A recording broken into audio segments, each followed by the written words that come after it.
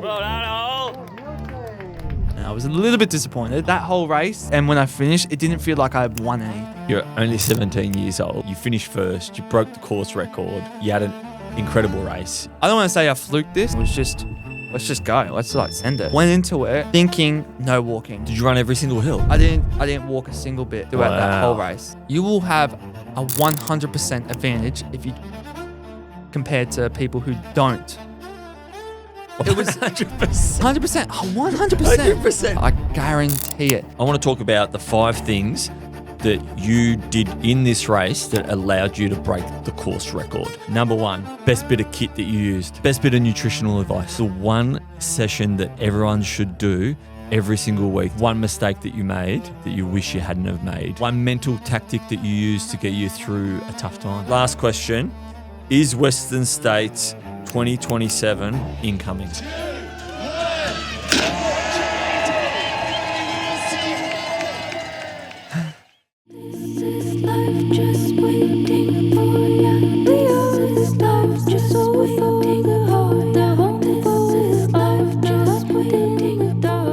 It's been a couple of weeks now since Wild Boar, and it's funny, we had our normalising episode the other week, and we spoke about how much we normalise things. And I think we just normalise the post-race debrief that we would normally have as well. Because I don't reckon we really have one in a while. No, but we haven't really had one about this outside of the podcast either. So this is actually a good opportunity to talk about Wild Boar and how you went and everything around it, because you had an incredible race. You finished first. You broke the course record. We had another little bit of a cruise stuff up like we did at Maroondah Dam. That's a story for later on. So we had another cruise stuff up from me because I think I was just getting too excited watching you crush it. But how about we talk about what the event was, when it was, and why you actually picked to race Wild Boar 50K. Yeah, okay. So Wild Boar 50K is a 50K out of our local sticks, our bush. And I picked it because it was probably a really good timing right before my race.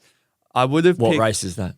Oh, sorry, yeah, I'm not even specifying. I've got 100K coming up in like 2 weeks now. Yep. And I was initially going to do Maroondah Dam, but we've never had this issue before where mine and Dad's races had clashed. And Dad had Sydney Backyard Ultra that weekend, so I couldn't go back to Maroondah Dam. I love Maroondah Dam. It's an amazing event.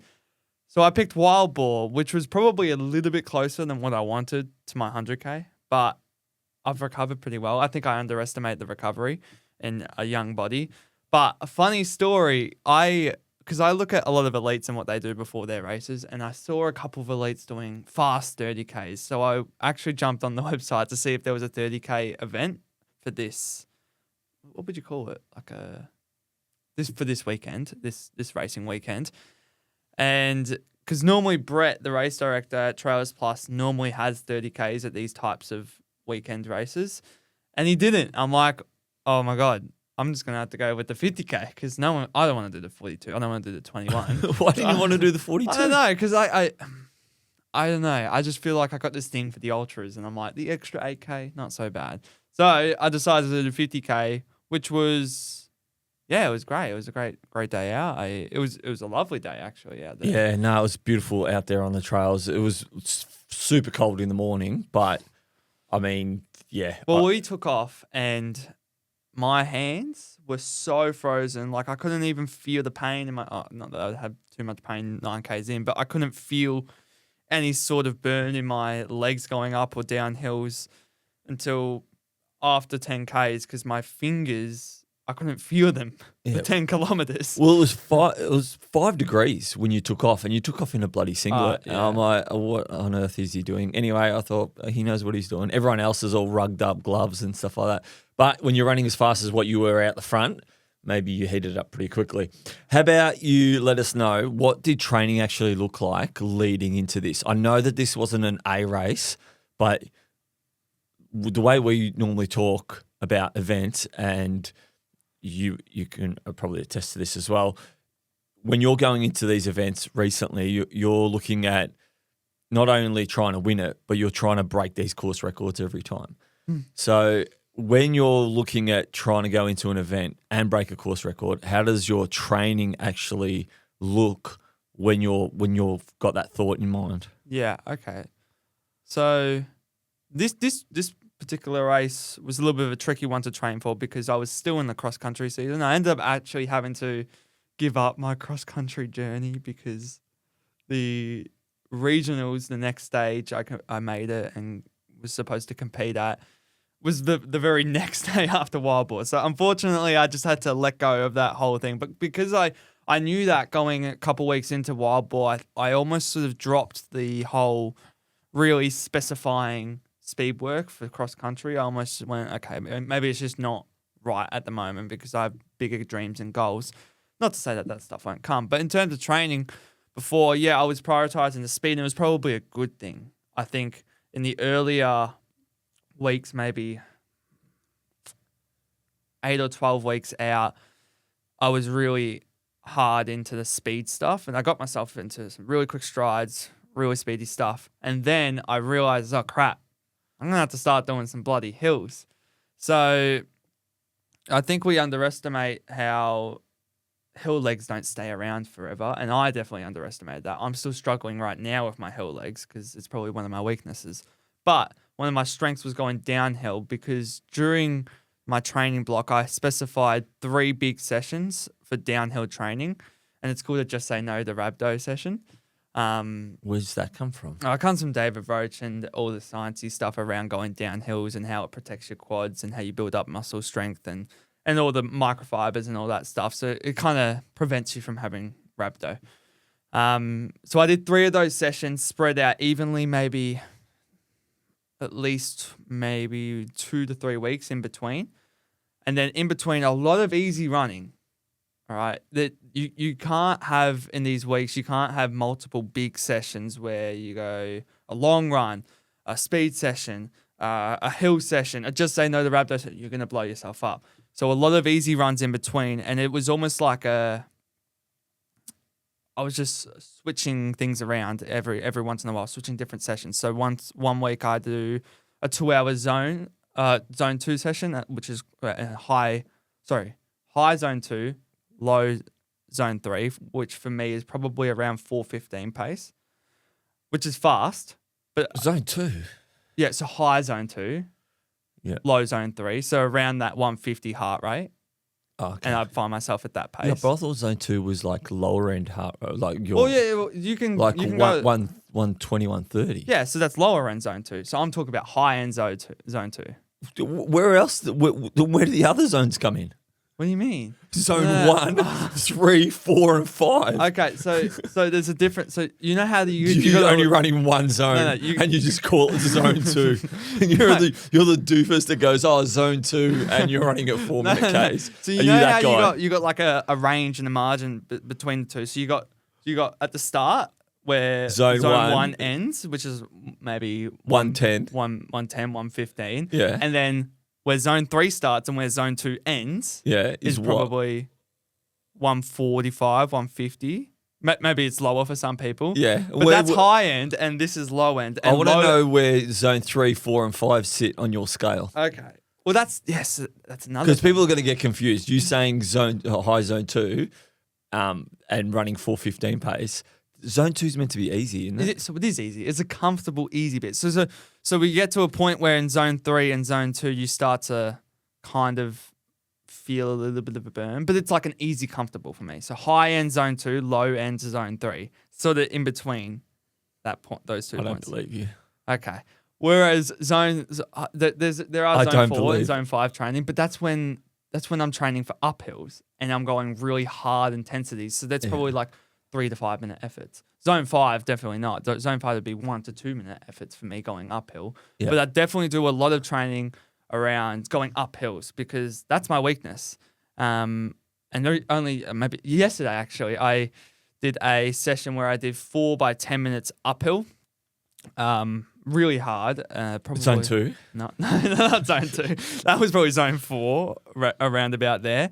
But that's where I'm sort of getting at, was a lot of training the downhills. And I definitely found that converted on race day because my downhill running was say the least, spectacular. I felt amazing going downhill. I was bombing downhills and my legs felt fine. But there were definitely some weaknesses that I could have improved on in that training block. But I started to actually, this is another thing, is that I always thought, and I remember having a conversation with you, that high mileage was like a no-go for me. And a lot of people might think that as well. But I think high mileage can be for anyone if you put in strength training. I think the strength training, if you're trying to build yourself up, can help you prevent injury and also keep that high mileage. And it's also a lot to do in your head, because before I thought, I might get injured if I do high mileage. And now I'm actually starting to build up. So I was sort of experimenting with a lot of things during this training block. It wasn't like a set out hard training block, A race kind of training block. It was more so like, okay, let's see how high mileage goes, and let's see if I can actually train through an event, like use this as a training run and then still continue training the next week and the week after. So you reckon that, like, that trial and error, trying different things is a good way to go? Because I often think as well that what you do during those kind of training blocks is actually you discover a little bit more about the body and how it works and things like that. You discover a lot more about your body. Yeah, but you've also got to make sure that you're super aware of how the body's feeling, because, like you said, high mileage might be great if you're feeling good and your body can maintain that, but it's not great if it can't maintain that. Well, something that kind of follows after, well, for me personally, when I've been training, is that when I've done this high mileage, I really want this to work out. So you find a lot of things flow on as well. Like you eat better, you recover better, you sleep, you want to sleep better, you want to do the strength training. Like I want to do all these things so that I can train at the best I possibly can. But with this training block, it was just all about getting as much good quality sessions in, not too much, but enough so that I can head out on race day and still have a little bit of confidence in myself that my legs have got it in them. Are you gut training? Are you doing all that kind of stuff as well? I probably should have done a little bit more gut training. On these really super long runs on the trails, I'm taking out nutrition that I would take on race day. So obviously, like I started out small, and for anyone that really wants to push up the carb intake, because you've seen a lot on social media, a lot of benefits, and there are, but you can't go straight away to 90, 100 plus grams of carbs an hour. Like only recently have I moved from 75 to now yesterday I did a training session where I was at 105 grams of carbs an hour. Like it has taken me 8 weeks to get to this point. And at the start of the 8 weeks, I was probably taking 60 grams of carbs an hour. And then you slowly move up each session and you kind of feel a little bit better. But yesterday I did a thing that if you don't want to vomit, don't do it. But I felt pretty good. I reckon that most people are going to go, right, I can pass on what Ollie's about to say. But basically, I did maybe for 10 minutes, I did a little bit of a gut training session right after my actual session or my workout. And I did... This is really good. This is actually really good. When you told me this, I thought this is really, really good. For only, like, I mean, I know it was only small and specific, but yeah, go on. Yeah. I thought this was great. Well, so I'd done my session. I probably consumed around 95, 100 grams of carbs in the actual session. Felt completely fine going really hard uphill. Like my session, as I said before, was 4 by 10 minutes uphill, and then I just jogged easy downhill. And this was like 13% grade, this hill that I was running up. And at the end of that session, obviously I was going to cool down, and I decided I had a little bit of my carb mixture left. So I had about 400 mil left, and I consumed all of that, one sitting in the span of 15 seconds. Straight after that, just bolted downhill, around 330 pace, 320 pace. And Zone 2.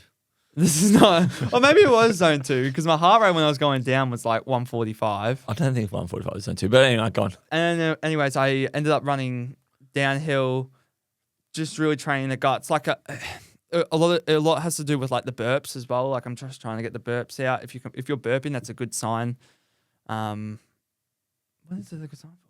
I don't know. You're the one telling the story. I don't even know what it's a good sign for. Just if you're burping, it's a good thing. Well, I think you're releasing the gases. Yeah, I think we've spoken about that before, releasing the gases at both ends is probably a good idea because it doesn't create bloating. And I don't know whether bloating. It was bloating. Yeah. I don't know whether it's the same reason why people, when you get the sloshiness in your tummy.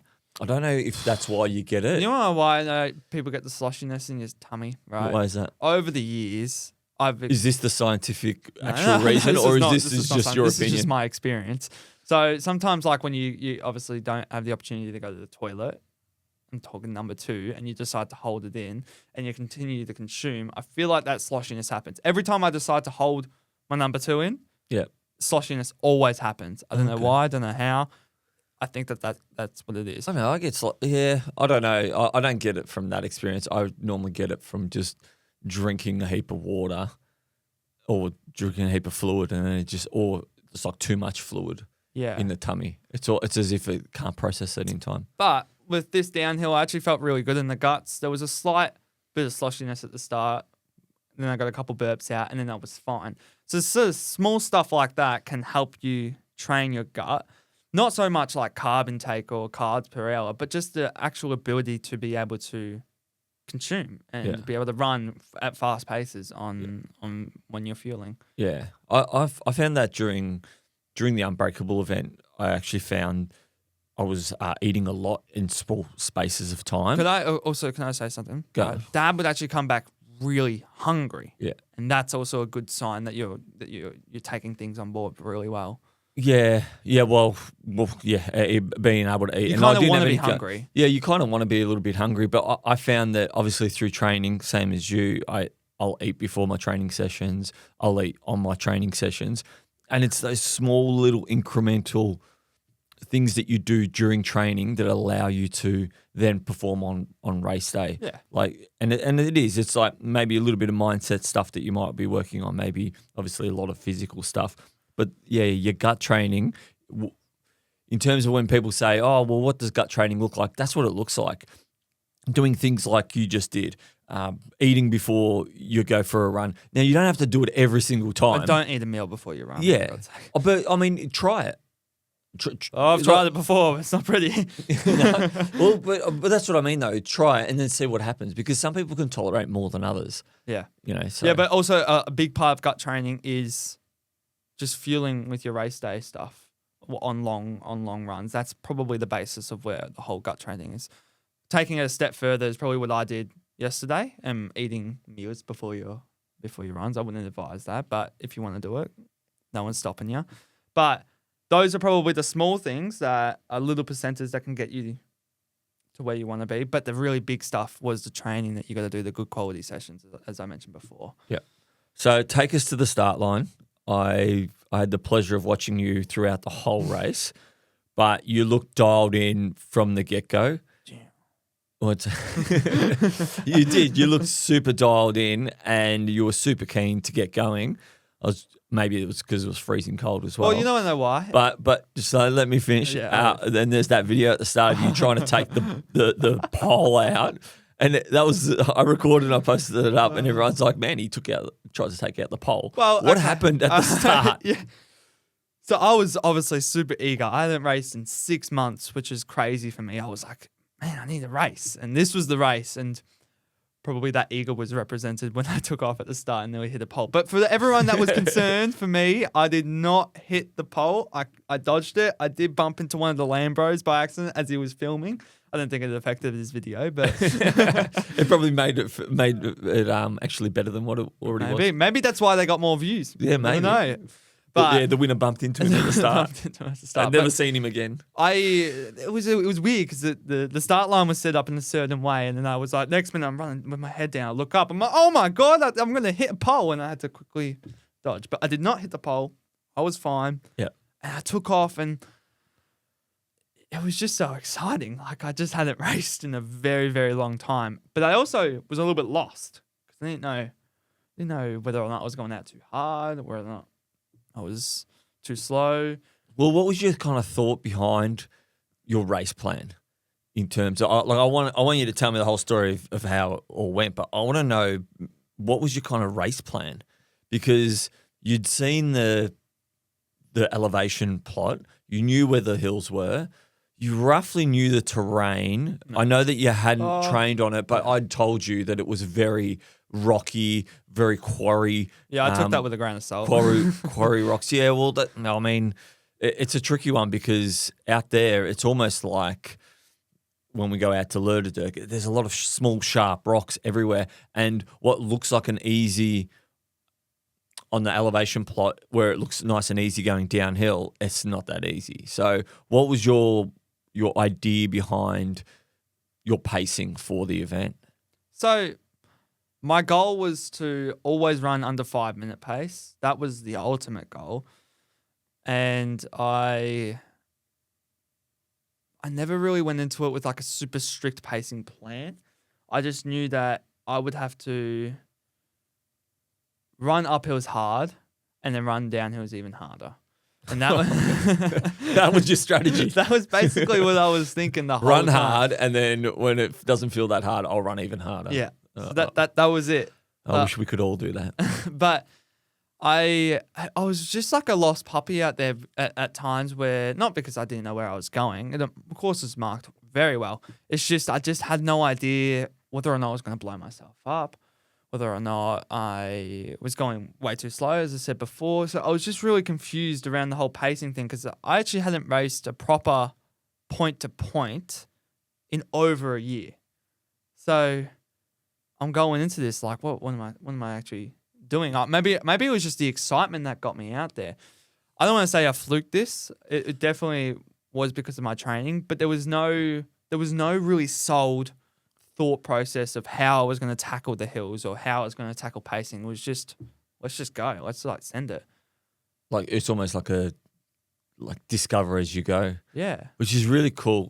That's actually part of my, don't quote me on that later on, my thought behind, my thought? Well, not my quote. Maybe save it. My theory, sorry. Maybe. Yeah, my theory. It's my theory. But yeah, I mean, I watch you run and you were just, I mean, it looked like you just wanted to, you set a pace and you're thinking, oh, well, this is what I kind of got to stay at.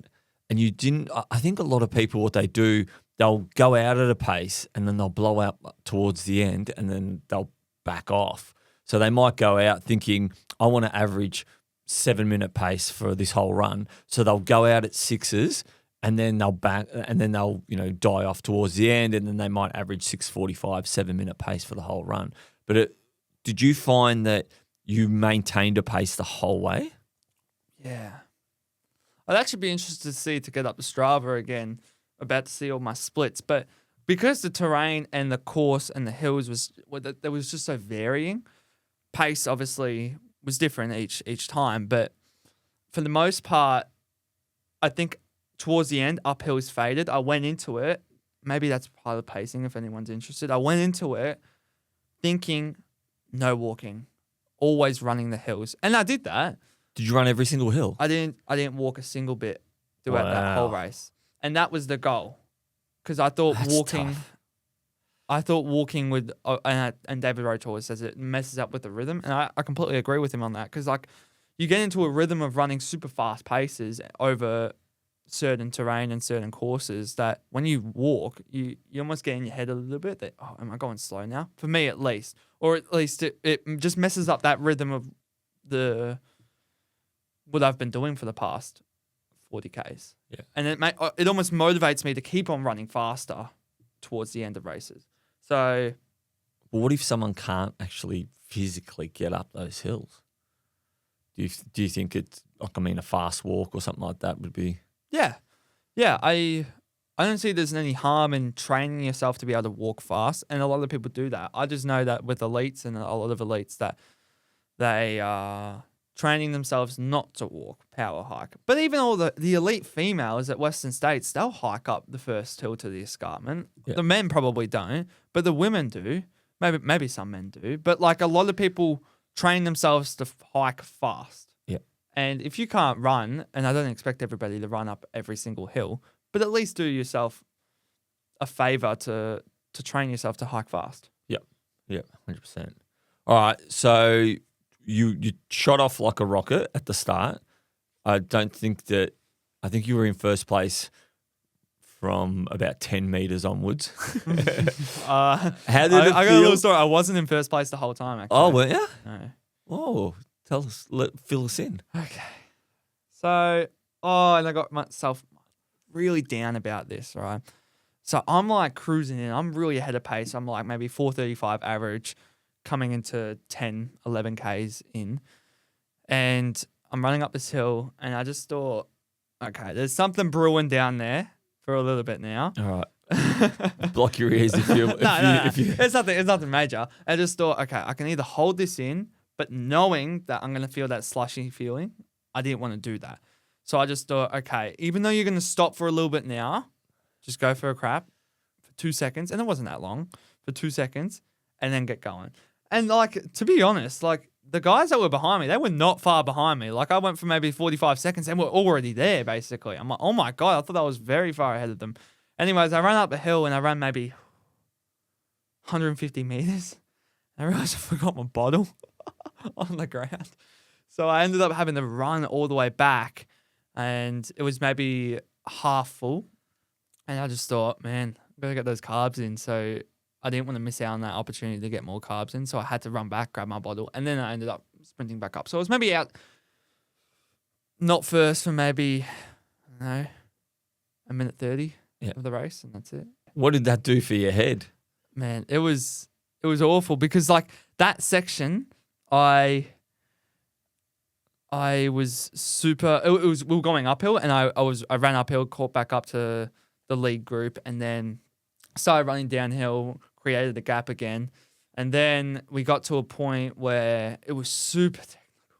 Now I'm talking like the most technical part of the course, and because I banked so much time and I was going in really fast, 4:35s when I wanted to be at an average pace of maybe 4:50s, like I was super far ahead of time, and then. And what point was that? What do you mean? At what distance was that? Maybe 12 Ks now. And then at this 12K point, instead of being at maybe 4:40s, 4:35s, I'm at 5s. And I'm thinking, this is the worst thing ever. Like I've just wasted my time. I'm not on course record anymore. I'm now heading into the most technical part, and my God, it was the worst part ever because I was just getting in my head so much because I had shoes on that were not they're built for speed, not technical terrain whatsoever. Like they're the most unstable shoes on planet Earth. And I'm going in and it's just like I can't move properly, I can't get into flow. And then we get into this riverbed, and that is the worst thing ever. If you've ever ran in a dried out riverbed, it's horrible, isn't it? Like, well, you can't get any you can't get any rhythm. Momentum. You can't get nothing rhythm. because, and this one specifically as well, because you had to cross the bed multiple times to get on a path. Is that one side. that you've done before when you're training? Maybe last year I went out for a really long training run and I did go in that bed one time and on that training run I actually thought of calling you to pick me up when you told me not to, but I was so sick. I was just so sick of that riverbed and it just felt like it lasted forever. And my pace got down really low there. And then I got back out into the aid station and I just thought, okay, we're going back up this hill that I just gained speed coming down. Let's just put some headphones in. I put headphones in and we were on our way again. But that was really the low moment. That's the first time I wasn't in first place and the first time I probably lost a lot of time. Was that the toughest part of the course, you thought? Yeah. It was the slowest part of the course for me. I just couldn't get any speed going. And that was early on. It was early on, yeah. When you spoke about the course record, did you have that? Was that what you were chasing that whole time? It was always no, actually. It was a course record, but it was also sub 4 hours is what I really wanted. Like I desperately wanted to sub 4 hours. I thought, and I know now if I go back there today. Well, not today. Maybe if I go back. Oh, really? 2 weeks ago you raced it, and then you're like, oh, yeah, 2 weeks later I reckon get sub 4. Maybe in a couple of weeks' time, if I want to actually race it again, then I would get under 4 hours, just knowing the terrain and the course a little bit better. But you go. No, go on. But I think it was definitely the course record that was in my head. I knew I would get 4 hours 20 minutes. I just knew that was going to happen. But the unknown and the scary stuff was the sub 4 hours that I didn't know that was possible. I mean, obviously you were doing the math in your head about the sub 4. At what point did you feel like you might have talked yourself out of it when there was that critical moment where you thought, right, this is it. Were you on sub 4 pace at all? Yeah.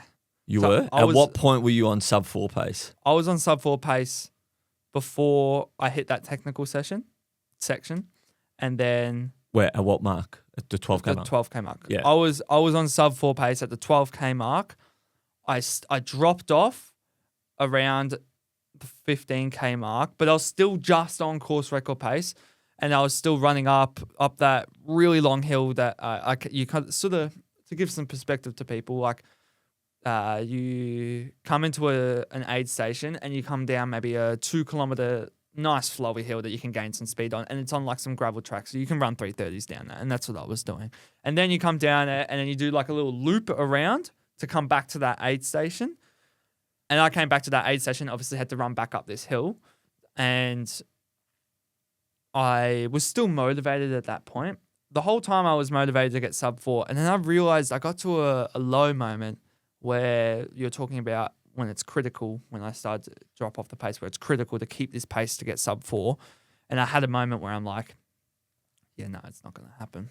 And what distance was that? 23 kilometers or something like that. But were you still on pace or not really? So I maybe from 23 kilometers onwards, I had probably been maybe 5 seconds a K off. Yeah, but you knew that there was a big downhill and some flat coming up, didn't you? Well, no, because you didn't know that, because at about 20K, I think that's when the course kind of went downhill and it was flat for a while. I bombed it down that hill, right? And it wasn't flat; it was kind of flowy ups and downs, and the terrain. Like, everyone underestimates the terrain of an event, and it can be flat as a pancake if you look at it on an elevation plot. But if it's really crap terrain, you cannot get any speed on that. And that's what it was on the day. It wasn't amazing terrain to get some speed on, and that's what was really getting in my head. Because, man, I just can't get a nice footing here. Like, I always felt like my ankles were like in out. There was just no stride that was really nice. So I got to 23 Ks and I just really was down. That was the lowest moment, because I knew I had a huge climb to get out of that, because I had just come down a massive hill. So you come down a massive hill and then you kind of go flat for maybe 4 or 5 Ks, and then you come up this huge hill to get back on course. And I knew that was coming, and I knew that was going to be rough. And because I come down on that downhill really hard and really fast, I think I blew my hip flexors up coming up the next hill. And that's the biggest learning that I've taken on into the next training block, is that my hip flexors were really, really weak. How much of a factor do you reckon that it plays actually training on the course that you're going to be running on? How much of an advantage do you reckon that would have been if you had have trained on that course? You will have a 100% advantage if you train on the course. 100%. Compared to people who don't train on the course, because it was 100%, 100%. That's a 100%. Like, I think that is the biggest factor. If there's 2 athletes that are competing for a course record, one's going to be 100% better. One is going to be 100% better. I guarantee it. If they're at the same level, right? Okay. If they're at the same level, do you know what 100% of 4 hours strength, is? It doesn't matter. No, I'm talking in terms of who's going to win. Like, that person's 100% going to win. Okay, he's got 100% better chance. Yeah. Yes, of course. Of course, because... But how much? I want to know how much in time. So, you ran, say, 4 hours, 10 minutes. Okay. All right. How much of a time advantage do you reckon, knowing the course, running on the course, how much of a time advantage do you reckon that is? Because I often say to people, if you can train on the same terrain that you're going to be racing on, I think there's an advantage in that physically. I think the gains and adaptations that you'll get by training on similar terrain, but the actual course, because there's a lot of people that listen to us that have races coming up, and often people will sign up to races that are close to them. So what would you say to those people when it comes to actually training on the course? 100% advantage, obviously. Like, if you've got 2 athletes that are exactly the same. Obviously, the person that knows the course is going to be able to win over the other one. But in terms of time advantage, I reckon 5 to 10 minutes faster for over 50K. for over 50Ks. Because if you're talking, and you brought up an amazing point about if you're able to train on the course, that means adaptations are going to come. Your muscles are going to be a little bit more attuned to that environment. Yeah. And also, I think we neglect the fact that having a path, like having what do you call it when you're going downhill? Like you pick your You pick your line. Your line, yeah, that's right. Having a line, knowing your line, where to go downhill, what's the fastest route, can go a long way when you're trying to go really fast. And for me, I didn't have that line. I didn't know where to go.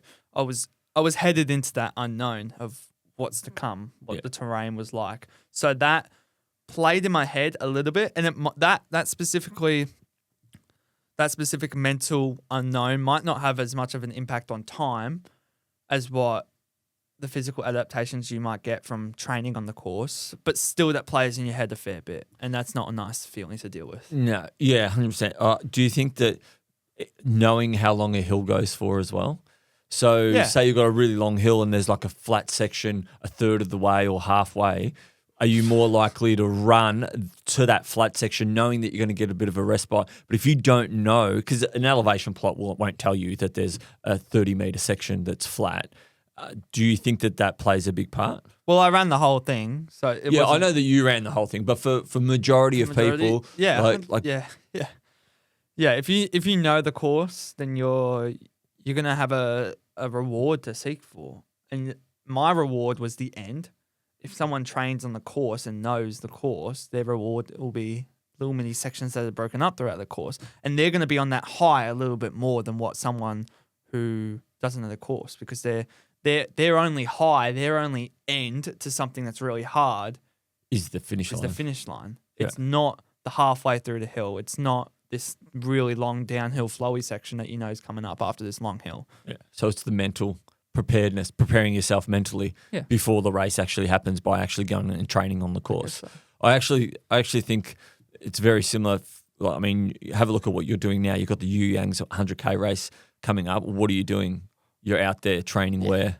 Getting my lines. Yeah, getting your lines on the course, aren't you? Yeah. So I highly recommend anyone that's going to be doing the Yu Yang's race, go out and train on that course, because And also the fact is as well, I'm training there when there's people, like there's quite busy crowds of going in both directions, because, and this is very niche to only people who are doing the Yu Yangs. So if you're doing the Yu Yangs, go out there and train when there's people there, because I know for a fact there's going to be hundreds of people that are going up Flinders Peak and going down Flinders Peak. And for people who don't know Flinders Peak, it's basically the highest and the hardest point to get to on the course. Yeah, it's a section where it's like 200 meters, 100. This is a 13% grade 1 point. Well, it's actually 1.6, I think. Yeah. After my efforts yesterday, I just realized, oh my God, this is a little bit longer than what I thought. So throughout the event, obviously we were crewing you. How did you find that? Did we do a good job? You did a good job, Dad. Well done. We did a good job crewing. What were some pointers that you would give us in terms of crewing? Even though we're pretty elite crewers, we're pretty good at what we do, but there's always improvements. There are always improvements. I think having a meeting before and just knowing the jobs that are set out to do. We didn't have too many jobs, and how did we go?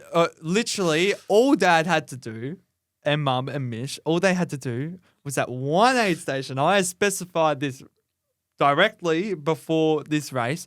I went, okay, at the 19.5 kilometer mark, you're going to be at an aid station. That is where you need to hand me 2 bottles. 2 bottles, that's it. I'm coming into the aid station, right? Dad, I've learned from my very first point-to-point race at Very Long Run, 70K. Dad told me to always have my stuff ready right before I get to an aid station, right? I'm getting my stuff ready before an aid station. I'm running in, right? And Dad's like, yeah, great work, Ollie. I'm like, okay, where are my bottles? Where are my bottles? I'm running in and I can't see my bottles. I'm running there and Dad's like filming me and I'm like standing there. I'm like, Where my father was like, Yeah, I was doing content creation. Yeah, Dad was doing content creation. He was way too excited. Mish, my sister's just doing a little scoff because she's laughing at you instead of helping you out. And Mum's like one of those goats. And Mum's like, oh my God, those startled goats going, ah! She's just like, where do I go? So I funny. I lost 20 seconds there. So Oh, you didn't lose 20 seconds. I did lose 20 seconds there. I had to open the car door, grab the 2 bottles and hand them 20, to you. And then off 20 you went. seconds. 20 seconds. Oh, I don't know about that. Maybe you never posted that video, that reel. Maybe see how long it was, and we'll see how much time I lost. Oh, then. yeah, that was funny. Yes, we can use that. Yes, I did have that video. But yeah, so that was the only point on course where I really stopped for a little bit, other than my Toilet stop. My toilet stop. So I actually, throughout the whole day, I think I stopped for a minute and a half. Yeah. Which is super impressive considering in previous 50Ks. races. In previous races as well, where I was a little bit younger, I'd stop for at least 15 minutes Yeah. time. So obviously the last section of the race, I was actually following you. I had you on that Life 360 app. Yep. And I was actually following you, and me and Brett, the race director, were looking and we're like, oh, is he going to go under 4 hours? And then we're looking and we weren't sure. Did the last part of that race feel like it just went forever? Because it looked like, oh, he's almost there, but he's not quite there. Did it feel? I've always wanted to talk about this for a little bit. So this is the point where I decided, I'm like, right, we're going to have to grind it out. We're going to have to really dig deep here if I want to get this 4 hours, this sub 4 hours. And I made a choice where I'm like, nah, we're all in right now. We're balls deep. We're going straight in. We're really running hard here. And At what mark was this? maybe 35 onwards. Yeah. And you want to know why I was thinking this? Because I took an epic video of you and created some awesome content No. of you absolutely flying into that aid station. No, that was maybe 40. That was 40K mark. Oh, right? you were flying. Right. Yeah. So that was this pace I was going for the last 7 or 8 kilometers. And I was in this headspace due to one comment that I saw previously on the race. And that was the previous course record holder, James Bland. And you know what he said on that comment? He's like, the race starts at 15 kilometers to go. I don't know why. I had in my head, because I was looking at my watch and I knew that the course was 1,300 meters elevation gain. And I went, oh my God, I got 15 Ks to go. I'm already at 1,300 meters gain. It's flat. Oh my God, I'm gonna go sub 4 hours if I keep going at this pace. And this guy, he's telling me it starts at the last 15 Ks. I'm like, I'm gonna get there. I'm gonna do it. And lo and behold, there's an extra 200 meters gain in 10 kilometers, and it was the worst 200 meters gain ever. And Was it one big hill? Oh, it was. I don't even know. It was. I do remember. I think there was like one big fat ass hill. hill, and then there was obviously a couple of rolling hills, but then I got in my head, and I took off after that aid station, that video that you took, and I got maybe 2.5 Ks down, running at 4-minute pace, and this was after 42 Ks, I think, and then I hit that hill, and I went, oh my God, this is not supposed to be here, and then I sort of went, it's probably not going to happen. Oh, do you regret that moment? No, because I don't think I would have got it. You don't reckon? I wasn't going to get it. Oh. And also, I realized halfway through the race that I thought 5-minute pace was sub 4 hours, or like 5-minute pace was 4 hours on the dot. It's not. What was it for? It's like 4:47, I think, or something like okay. that. Or like 4:50, maybe something like that. But yeah, I never really had too many lows. I had one big low throughout that race, and that was when it was just after that 23K mark. So around halfway, where I was a little bit like, I don't know what I'm doing, like not that like a backyard ultra, but like how to take on this race, how to keep the pace going. Because another thing I experienced a lot, regardless of how much fluid and carbs I was taking on board, I was just really tired. I don't know why. In the eyes, I was just really tired. And Dad ended up giving me a no-dose at the next aid station because I asked for one. And that pepped me up for a little bit. Maybe that's why I was running like, let's do this. Come on, Maybe that's why I was running the 4-minute pace coming into the aid Yeah, station. at 40 Ks. caffeine's pretty good like that. I think I depends on how you... should have taken another one at that aid station. But Yeah, I think caffeine's pretty good like that. Like from the research that I've looked into caffeine, it reduces perceived effort. And I mean, you can get it in different forms. I think no dose is probably the easiest way. It's like, I think a no dose is like having a coffee, but Yeah. Red Bull or even some Coke has you caffeine can have in it as in well. gels as well. I know Yeah. Precision do some 100 milligram gels as well. Yeah. So obviously, what I wanted to ask you actually is, there's a few goals. Do you think that you had too many goals? Oh. Would you reckon that was like, so obviously you wanted to win the race? Well, I think that in itself is course record. Yeah.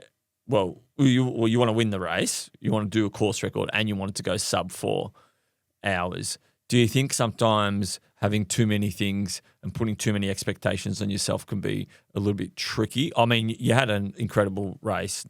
I think that you had an incredible race. But do you think that you can, and I think we've had this conversation before, that often if you have a goal or like too many goals, you don't actually know which one to shoot for. So you can sometimes you can back off to a different goal. Like if you had have said to yourself, no, it's going to be, I'm going for the course record, and then that's all, then you would have less stress and anxiety during the actual event.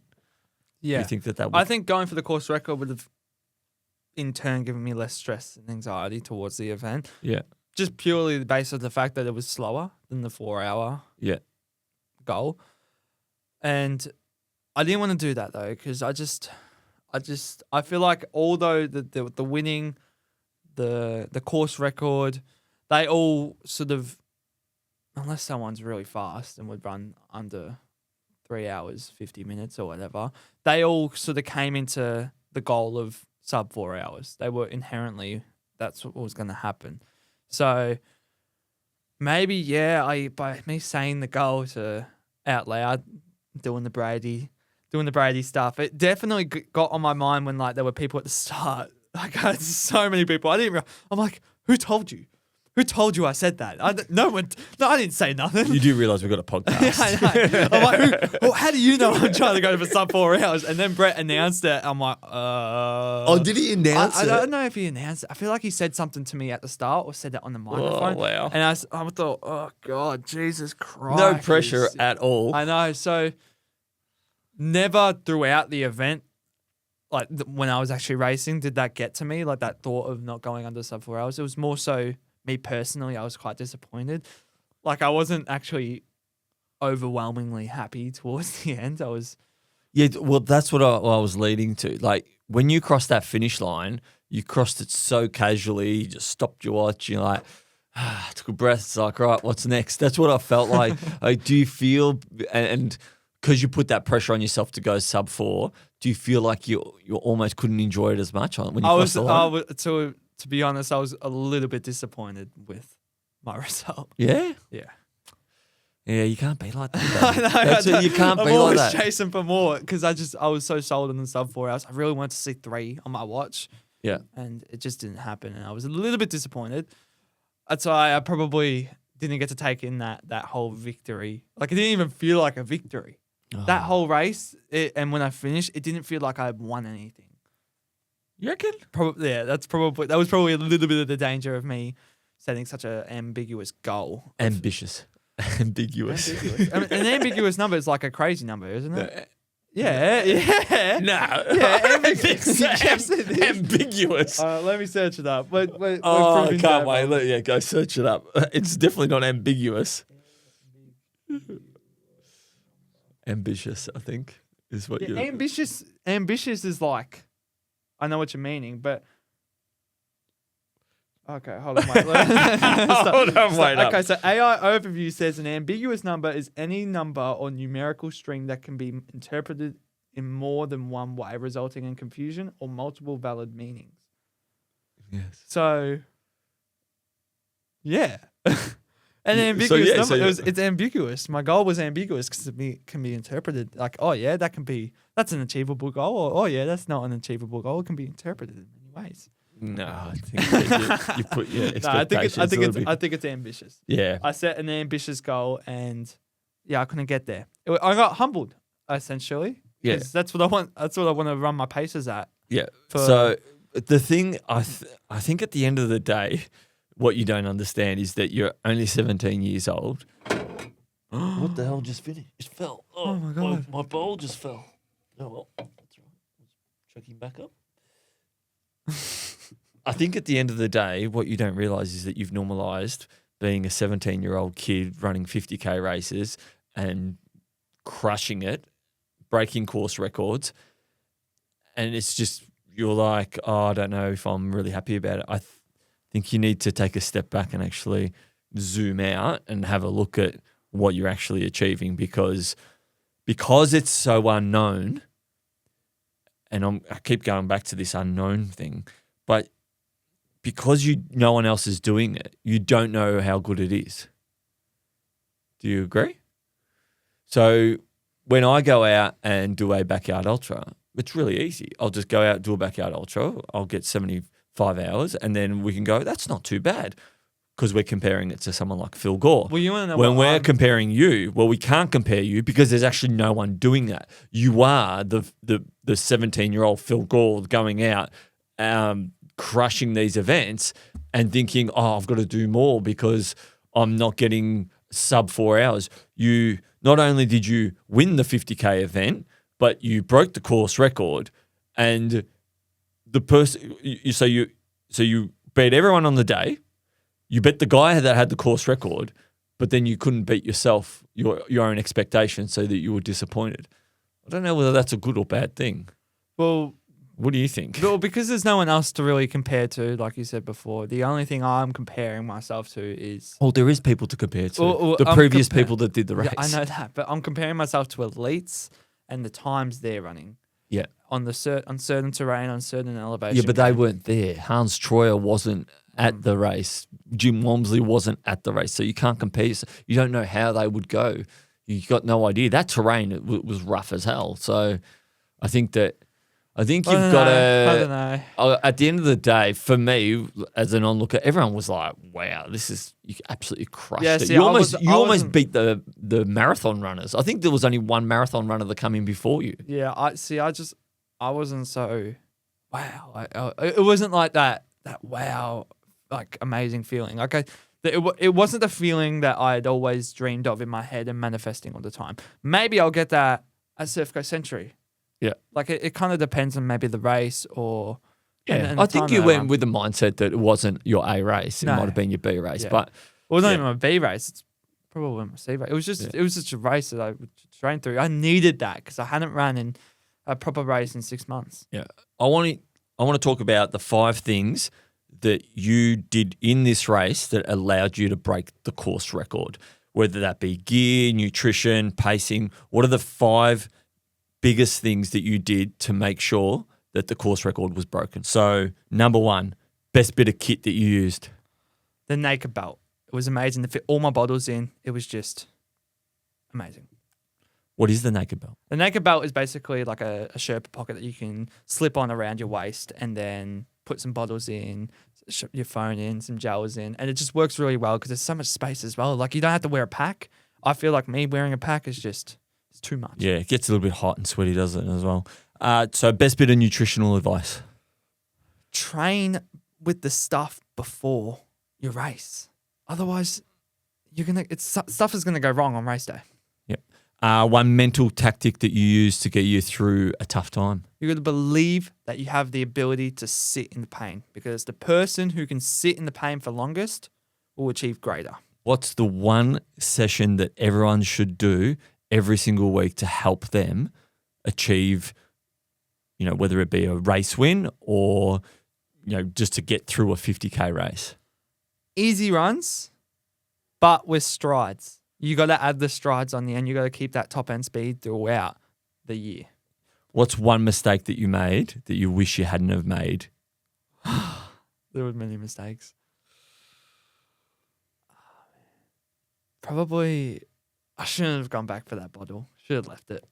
I should have left that bottle back there because, I wouldn't have got in my head so much. I would have been a lot faster. Yeah, it's just like that one little moment. Yeah.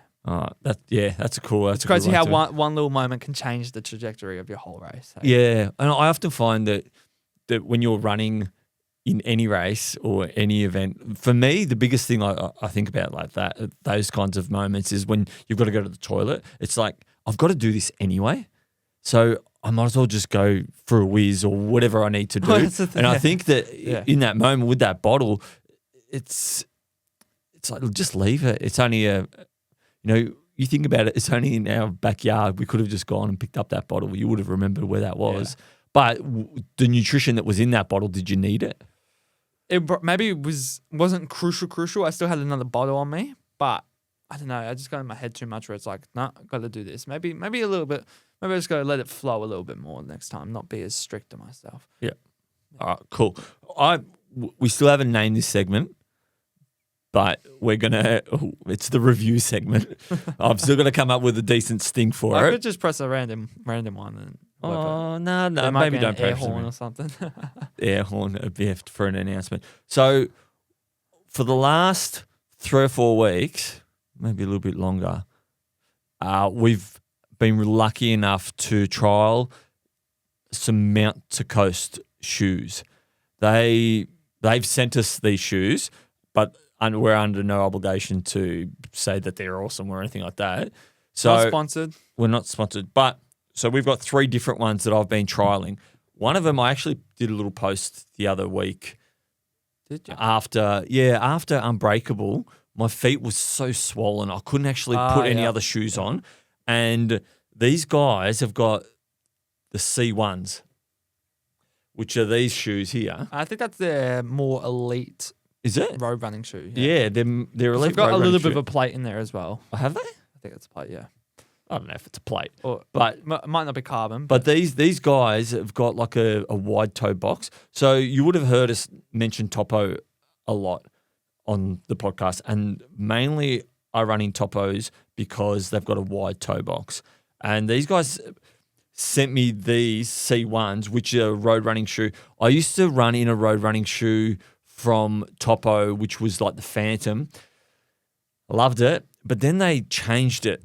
And I wasn't a big fan. I bought the Phantoms and I tried to run in them. And since then I stopped running in the road running shoes from Topo. Still love the Vistas and stuff like that. But these were magic, these Mount to Coast C1s. Really, really good, nice big toe box and great for road running. Now, they also sent us a couple pairs of trail shoes. So these were the H1s and you've got the T1s over there. These H1s, we only got one pair, but we both shared them. What did you think? They're an amazing shoe for like fire trails, I think. Like the lugs on them aren't like there's not super aggressive. They're not aggressive compared to the T1s that they've got. But I love them. Like they were just like nimble. They felt nimble, didn't they? Like I felt like I could have a really good ground feel in them, and and you can get some speed as well on trails. I really like them. Yeah, I actually thought that they were a real no fuss kind of shoe. The only thing I wish about these is that they had a super aggressive lugs because they're super do look comfy. Like the type of shoe that should have a little bit of a larger. Yeah, I don't know. But I thought that they were nice and soft and spongy, that they were really nice underfoot. And you know what I love about these? They feel like they're made well. I was saying this to someone the other day about shoes that get made. Like I used to love Hoka's early on in the piece. Don't get me wrong, I still like Hoka's, but I just feel like the durability of them ain't like it used to be when I first started running in them. Okay. Hot take. What's that? Hot take. Yeah, hot take. Then the durability of Hoka's is not as great as what it used to be. But and my theory on this might be a little bit conspiracy theory, is when shoes first come out, like these guys are only young, Mount to Coast, they seem to make shoes like elite, like they're built to last. And then as they progress, they just seem to, I don't know, the durability just drops out the arse end. And I think that that's kind of happened with Hoka's. Still a great shoe, but I just don't get as many Ks as what I would like out of them. So these H1s, fantastic for light trails. And then now I'm about to start the Hardcore Harry's Challenge, and we've gone for a few runs in these T1s. And they are the camera's still focusing. Oh, is it focusing on me? No, it's got the shoe. No, it's got the shoe on there. But these, I mean, look how dirty these are already. But these are because super. I stepped in mud by accident. Yeah, These are super aggressive lugs, and they got a Vibram sole. And I went there where I normally slip over up at the Uis where I'm training. I took these the other day and I bombed it downhill. And my hill legs haven't come in yet, but they were awesome. They were the T1s. So they're 3 shoes that we've been trialing and testing out. The C1s, fantastic for road. The T1s, those ones that you've got. You don't slip in these whatsoever. No, I really liked them. And then the H1s, they were fantastic for light trail. Now, yeah, like I said, these guys just sent them out, said, hey, look, test them out for us, try them out. These are honest reviews. Like, I actually genuinely really enjoy these shoes. And normally I'm like an Adidas speedy shoe, Hoka kind of speedy shoe. But these aren't like crazy plated, none of that. They're actually just a really good solid shoe that you can get some technical trails on. Yeah. So so hit them up if you're up for something like that. Like I said, I really like the toe box. The only thing with those T1s, I will say, is that go half a size smaller. So thanks heaps to Endurance Edge for sending those Mount to Coast shoes out. If you like a shoe that has a big toe box, and obviously we've got 3 different versions of their shoe there, they're pretty cool. I would highly recommend you try them out because, they're working well for me. And you're going into the challenge, yeah. I'm going into the Hardcore Harry's challenge, and the T1s are going to be. I'm going to try. They're going to be your go-to. I'm going to try and just run in those shoes. But are you going to try, because you got a couple pairs, you're going to try and run the same pair, or are you going to go? I was going to try and run the same pair until my feet get sore. If I'm 30 or 40 days in and they need to be rotated, I'd just be interested to see the lugs and how aggressive. Yeah, well, I think I'm going to go to Mount Anarchy and do it there. Grass. So it's a bit grassy. We'll see how they go. But they did survive Lerderderg the other day, which was good. All right, let's go. What do we got?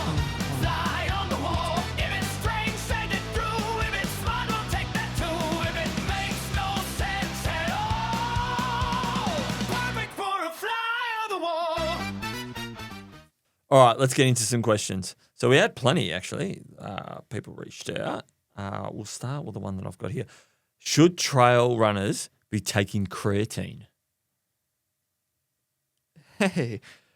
Yeah, because there's been studies that say that it's like for more like sprinters for that kind of work. But I noticed that you've been taking it. Maybe you can speak to it a little bit more. But yes. I don't like it because I get on it for maybe like 3 weeks, and then I just feel like I'm always heavy in the legs, probably because I put on some water weight. But I don't take it. I don't take it. Yeah, I've been taking creatine because I don't know whether it's just my algorithm or not, but it's been getting a lot of information being fed to me in terms of the benefits of creatine, and it's actually a pretty cheap supplement to take. Well, it's one of the most studied as well. Yeah, one of the most studied. I think that they reckon it's really good for brain health. This is where the kicker is, though, because if you're taking small amounts of creatine, that means your muscles are like taking it first, feeding off of it, and it doesn't get to the brain. So that's why you got to take a little bit more. More, that's right. But the little bit more, what happens when you take a little bit more? What's the risk? Well, you can get some gut issues. Yeah, and I've been trying to take. So they reckon take 5 to 10 grams morning, 5 to 10 grams night. I've been trying to take like 15 to 20. Yeah. And I find in the morning I'm okay. At night, I actually get a little bit of an upset tummy. And when I was taking, I never got upset tummy. Yeah, I get a bit of an upset tummy. But I do think that the benefits far outweigh the bad things that can happen. Obviously, the upset tummy and things like that. I don't know if it's specifically for trail runners. I just think for general health, for your brain, cognitive health as well. Yeah, I think so too. I think for recovery as well, it's a good one. So I had that. I like this one. He dropped a bottle about 10K in and came back and got it. How come he didn't just keep running? Because I was just too strict on myself. I'm like, nah, you're gonna get the carbs. Like, I have to get that bottle back. That's why I didn't keep on running. Yeah. Where on the intensity spectrum did you spend most of the time for this effort? Zone 2? Probably, yeah. The majority of the time, people tend to say like zone 2, but it was maybe high end zone 2, low end zone 3. So maybe around the 150, 160 heart rate. Yep. How do you go by pacing yourself, and how do you strategize your pace and effort? Well, like I said before, run the hill is hard. Run the downhill is even harder. Yep, that's what a 17-year-old would say, I guess. But no, I'll be a little bit more practical. Probably go out at 10 to 15 seconds slower than what your easy pace is, right? Oh, where did you get that advice from? That was you. That wasn't even me. That was Brendan Davies. Okay, so going to the longest mile. Oh, sorry. Let me start that again. Going the longest mile, backyard ultra. Well, it's not a backyard ultra, but it's a last one standing without support. Is it possible? So doing the longest mile, which is the Hardcore Host Challenge, without support, is it possible? No. If you want to go longest, if you want to be the last one there, you have to have the support. Right. But okay, let's think about it. Could you go for 16 Ks, 10 loops? You probably could, without any support. Yeah. Right. I think you could almost probably get to 40 or 50 Ks. Yeah, I reckon so too. But when it starts to get a little bit more end game, speedy stuff, you need a crew. And how do we know that? From Last Legend? Yeah. What happened at Last Legend? Well, we noticed that many people that were in there for the end game didn't really have the crews. So they're not able to get their bottles given to them right at that start line if they're coming in with seconds to spare. And they're not being able to get watered down, or they're not being able to get their ice bandana on. So, it's stuff like that. Yeah, because I remember, I think we might even have a video at the end when you were winning Last Legend. It was incredible. You had the other guys were coming in, looking around. Like poor Liam had to go all the way to his tent to get some water. I think Misha was giving him some water, and you're there where ice bandanas pouring water on your face, doing all that, giving you nutrition, you're holding down stuff, and then off you went. So I think that there's a big advantage for end game to have someone there. You know what I find funny is that we just decided to start pouring water on our faces at that race. I don't know why. Because you wanted a photo of you going. Cool. Yeah, you're the one who got the. You're the one who's got the cool photo. Yeah, I know, because we were both boring. I think I don't know. It just got so hot there, and it was pretty warm. It was a good idea. Yeah. All right, so a couple more questions. Okay. What are some of the best audiobooks podcasts to get you through some long runs?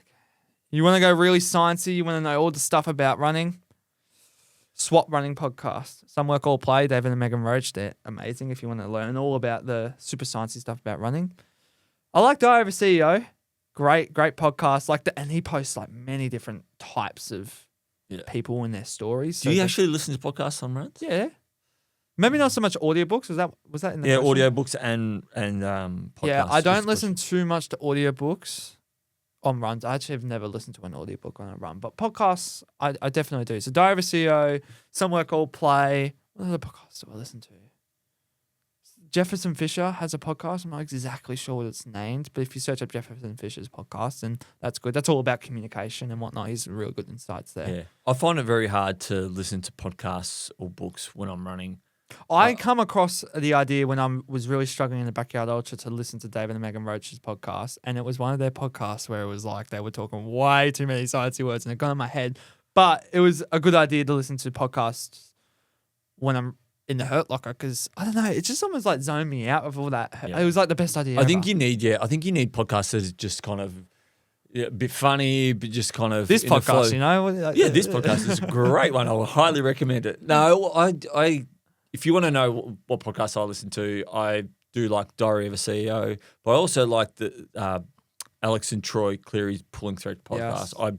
I can't say I listen to it all the time. That's the first one I listen to every Monday morning. I do quite like those guys. And like I said, it's just easy in the background. You can have a bit of a laugh. But only when it's an easy run. If it's a harder run, I can't handle the talking and stuff of other people. I wouldn't do it in a fast race. Yeah. All right. So last question. Is Western States 2027 incoming? I don't know. Is it? We'll have to see. Yeah, we'll have to see, hey? Yeah. Well, I actually had a question as well. Yeah. Should Western States have other distances like UTMB? No. No. No. No. I think it'd be awesome if you had like UTMB's got the 100K. This is the 100-mile race. Have you ever heard the story about the guy that had to get off foot? Yeah, I watched it when we were watching the live stream. That is literally the race. I think. Where are you going to end it? 100K. Like it starts at Olympic Valley. It ends at the Auburn College. Yeah. So I think that is where it needs to be at, and it's been there for ages. And UTMB's been there for ages, and they've had multiple races for ages. Western States should just stay as the 100-miler. Yeah. Okay. Yeah. Oh, fair enough. I guess you answered the question. I wanted to debate it, but there. Do you want to? You can go and debate, but I would disagree. Yeah, I reckon that. Yeah, depends on how many people start Western States. See, that's the thing. It's like I think it's 369 people that entered into such a prestigious race. So I think having the 100Ks, 50Ks would sort of dilute it. You dilute the specialty of being able to maybe actually perform in the race. Right. What are we on? Are we on? We're on. Don't quote me on that. Well, are we on Jeez. that? Yeah, don't quote me on that. Don't quote me on that very first. Facts later may be confidence high, accuracy shaky, quote, theory both. All right, so I'm back to theories this week. My theory is that if you don't know what to expect, then you're able to achieve more. So you only being 17 years old, you don't know what to expect. You have got no one to compare yourself to.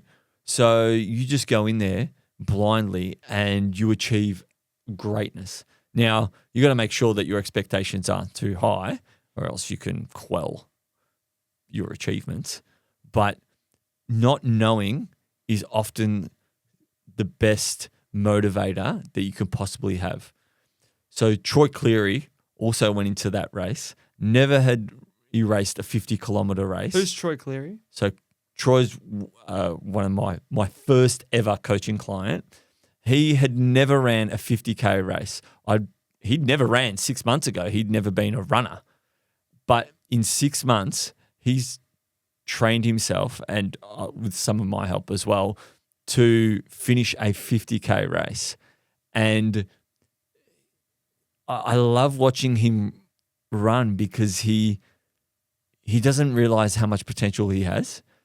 He just believes when I tell him that he can do it, he just goes, well, if Tim says that I can do it, I just do it. Right? So he just goes into the unknown thinking that that's exactly what I can do these things. Right? Because he's going into the unknown. He's like, oh, well, I don't know what my body's capable of, but I'm just going to go there. Right? You're the same. You go into the unknown without any expectations of what's possible because you've never been there. And I think it's people like yourself and people like Troy and people like Phil Gore who are always chasing things into the unknown that they achieve these great things. They're the people that push the sport further and further. The guy that's broken the 2-hour marathon. You know, how could he do it? How could he fathom that achievement when no one else has ever done it before? When they have never done it before. Do you get what I'm saying? Yeah, it's almost like your naivety is the greatest strength that you have. Yeah, it's like, well, I don't know if that's possible, but I'm going to have a crack at it. Whereas, so when you really look at it, a lot of people are actually looking at others to see whether they can achieve that thing, right? In your case, there are no other 17-year-olds. Well, right? The others I'm looking at is the times that elites are running. Yeah, that's right. You might be looking at that, but realistically, deep down inside, your comparison to someone else doesn't exist, right? So I think that's for you as a 17-year-old. For Phil, it's going hundreds of hours into, or 100 and whatever hours to break the world record in a backyard ultra. For Troy, on a level of like who can he compare himself to? No one. Does he know anyone that has not run at all and now 6 months later running a 50K. So he doesn't know. So he'll just go, oh, well, I've just got to keep going into this unknown space, which I absolutely love. And I think that's what you've got to tap into to achieve great things, the unknown, not comparing yourself to others, not trying to achieve what others are trying to achieve. You've got to just go blindly into the unknown. I'd be lying if I said that I'm not scared for my next 100K race based off of the paces that I want to run. Like after the 50K at Wild Boar, I thought, whoa, how on earth am I going to do that again in the same day? So I'd be lying if I'm saying I'm not scared. But does it excite you that you're going into the unknown for someone so young? Yeah, I'm excited to see I'm excited to see or experience the version of myself that's at 75Ks that wants to pull the pin and has you, my dad, next to me going, come on, let's go. And when I told you to the race, I told you to push me as hard as possible. And then in the race, I'm like, nah, don't talk to me ever. Shut up. Like, yeah, I'm excited for that moment. Yeah. Not for me telling you to shut up, but just for me to, I hope not. but just for me to be able to really sit in that pain. I know that sounds weird, but maybe that's something I normalized. You want to sit in the pain? Yeah. I'm excited to be there at 75Ks, knowing that I probably won't want to be there. I don't know if that makes any sense. Oh well, it's gonna fly because that's how I work, and yeah, I'm just excited. Or maybe how can I frame this to make it make sense? I'm excited to. What is it that you're excited by? So for me, it's like that. I'm excited to see how I can navigate through that situation. That's what I'm excited for. Yeah. How when I get to that point of, oh my God, what am I doing? Are you right scared? Now? No. You're not scared? Nah. I'm scared. No, I don't even know. Maybe am I scared? What does that moment actually look like for you? I'm not scared at the moment. I think I'm excited and interested to explore how I react to that moment. Yeah. But what's scary is probably the numbers. The numbers. The numbers are scary. Yeah, they're probably scary because you're doubling them. Yeah, the doubling thought is what's scary. Yeah. Okay, well, don't. I don't know where we went I don't know on where we went on that either, but don't quote me on this. But not every day is a good day, but there is good in every day. So that's all about like changing your perspective on, even though you're having a rough time, you always got to seek for something that's actually good, whether or not that just be you waking up. You know, like you might not be able to wake up. I know that's a very deep thought. But Well, like at the can. essence of it all, you might not wake up tomorrow, and that's a scary thought. You know what I mean? And for you to be able to wake up, that's amazing. So something like that, that's good. What's another thing that's good? What's another I thing think that's it's good? the small wins. It's the small I wins. think yeah. it's the small wins that you Well, waking up is a small win. Yeah. Well, if you look at it like that you think, well, the worst thing that could have happened is I didn't wake up and I actually woke up. Well, Yeah. They're probably the people that are happiest in life. Yeah. Yeah, because you look at something. You look at, I'm freaking excited. I'm alive. Yeah, well, I mean, if you're getting excited at something like that, I couldn't imagine what you're getting excited if you get like a promotion or something like that. Oh, you'd be excited at your first morning coffee. You'd But be yeah, excited. you're right. It's all about looking at the little things, even though like something might seem really daunting and really scary, then there are little things that are good. And even though it might not seem like there's anything good, there are good things. Yeah, I think Just gotta look out stringing for little them. wins together. Yeah. I think that's the most important part. You mean you can be flat. Like post race, I can be flat and things like that. And, getting back to routine, trying to string a win to another win to another win. Go outside, do some gardening, go out, get some sun. You'd be amazed at how good you feel by, having these little wins. Yeah. Bit of an extra challenge? Oh Bit of no, an let's bring extra- this one across the finish line actually. Yes. We haven't said that We in a have. little while. Yeah, we said last week. Better by next week challenge. Cold shower on a boat to bed. Or just fix what's in your head. Take that first small step. I'm just thinking about when I'm going to edit. Especially your face. All right. We are back to Better by Next Week challenges. Dad, do you want to go first? Oh, jeez. I feel like you just started the episode. Do you want to go first or you want me to go first? You go first. My Better by Next Week challenge for you this week is to treat yourself. And there is a little bit of a twist with it, but I want to give a story first. So, not that we would ever let go of this podcast. Not that we'd ever do that. We would never. But we always thought has crossed our the thought minds. has crossed our minds. Like, what will we actually be doing if we didn't have to do this? Like, there'd obviously be a lot less stress.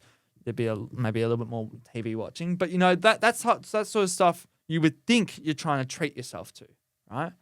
But deep down, how do you actually feel when you're doing something like that? Oh, I don't like it. I feel lazy, but I think that's my overachiever brain Right? too. Yeah. But so it's very individual. It's very individualized. So what I mean by treating yourself, I mean going to the extent of doing something that you find enjoyable, but in the long run is going to help you. Because let me think about how. What do you mean by that? So I don't want to use the example of running because you always run. I want you to do something that you wouldn't normally do, maybe. And this is the tricky thing. Can it be something? Because you just said I want you to do something that will help you in the long run. For me, that sounds like work. No, but that's what I mean. You want to make it like you want to frame it as you're treating yourself with something. Oh, okay. Yeah, but this is where you have to really try and think about something that you find enjoyable that's going to help you in the long run that you don't do all the time. So you can't just go, oh yeah, I'll go for a run. I enjoy running. I'm going to improve from that because you do. I'm talking about maybe even if you go for like an extremely long walk that you've never. You're going to get away from the running and the walking. I think I know what you mean. Like for me personally. Okay, well, for people who maybe don't know what I mean. No. I think I know what you mean because it's a very individual thing. Yeah. So for me, actually watching a TV show, that is actually beneficial because it stops my brain from overthinking everything else. I need to relax. So this is what I mean. This is the turning point because 3 seconds ago you said I feel lazy. Now what are you doing? Well, I feel like I need to. It's good for my brain. Well, because I'm always on. I feel like I'm always on. Yeah, so you obviously there's a danger to this if you trick yourself into thinking that it's okay to eat sweets all the time because it's quelling your emotions or whatever like that. Yeah. But it gets to some point, and I think we all know everyone listens to this podcast that you got to be realistic at some point. Yeah, I think you put a lot of pressure on ourselves too. Yeah. So I think. For me, having a little break is and probably having a little break is probably a good idea. But yeah, well, I am taking a little bit of pressure off of you with the podcast. You don't got to do the reels. You don't have to do the trailer. Not you ever do. You don't have to do the editing of the bloody podcast. What are you trying to say? I don't do anything. You do a lot. I don't pay for any of this stuff, so I'm pretty happy. Oh yeah, I get to pay for it all. That's my contribution. No. All right, cool. So my Better by Next Week challenge for you and our listeners is that next time you go out for a run, I want you to consciously think about a moment, or like during the run, have a moment where you go, I'm going to go for it. Like practice just sending it or just going for it. Now, I like to do it when a really cool song comes on. Right? So you might be running and because for you, when it got hard, you had to switch the way you thought about it. You had to go, here's a decision. I need to make a decision at this point in time. I can either back off because I feel like backing off, or I can go for it. And it's all about taking a chance in the moment. So you only have to do it on a couple of your runs, all right, but just make that decision. And, to go off what you said about, your one big training session that you would recommend for people leading into a big race or 50K race or anything like that. It was your easy run and then followed by strides.